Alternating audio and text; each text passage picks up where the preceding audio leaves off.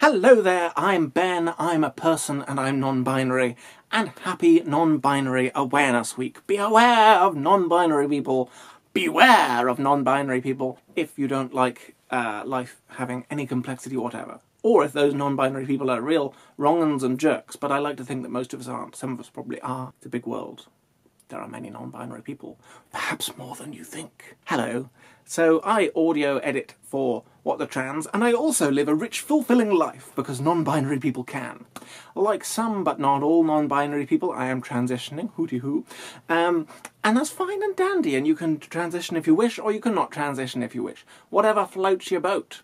It does mean that now if I go, on the rare occasion I ask for my ID when shopping, I can say, "Madam, I'm evidently old enough to have gone through at least 2 puberties." But, being non-binary, I actually found it difficult to come out as non-binary at first, because it's not something I grew up with any awareness of. I always knew that I was that I did not fit readily within circumstances, but non-binary gender fell outside of obviously outside a very strong binary that I was always raised to understand. And explaining to other people, and even explaining to myself, what non-binary is and why it matters and what the heck, it's difficult. It's a mess. It's not just an aesthetic. It's not as readily definable as going, oh, we've always known what a woman is. Well, I'm one of those. Which would be tidy, which would be convenient in some ways, as difficult as it is coming out as binary trans. Coming out as non-binary. You know what a non-binary is? No. Well, I'm coming out as one of those, because in fact that is what I'm all about. Hurdy-gurdy, hurdy-gurdy. See, it was a difficulty. Now people are much more aware, and I am glad of this.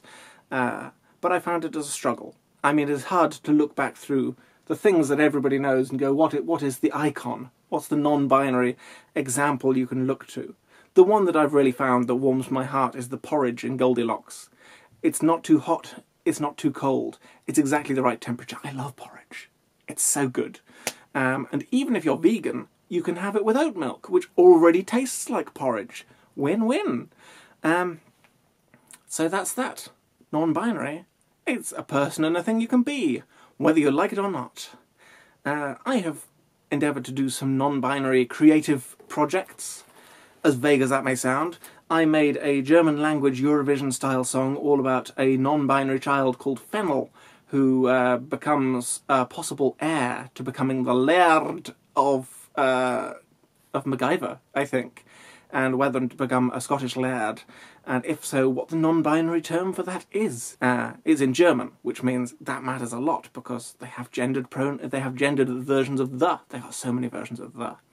We have one in English, and I think that's pretty much adequate, but I don't want to dismiss a foreign culture. And I made a computer game called Buy Hyacinths, which, despite its title, is free, in which you're one of the first sheep to go to a human university, and also you are non-binary, and so on and so forth. It's fun, it's colourful. It won an award! But it was a bronze award, so I think we can frown upon it. That's not how you should react to bronze awards, but I don't accept praise well. It exists and is full of microaggressions. That light went off by accident, but I think it was well timed. I'm making a new game, which is even non-binary.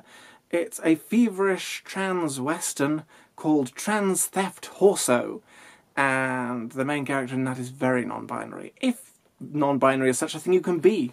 It's a curious word. It's defined by a negative, like asexual, or non-Euclidean geometry, or technically anesthetic, because there's no aesthetic, there's no feeling evoked by it. So, happy Non-Binary Awareness Week! Hooray! That's the whole video.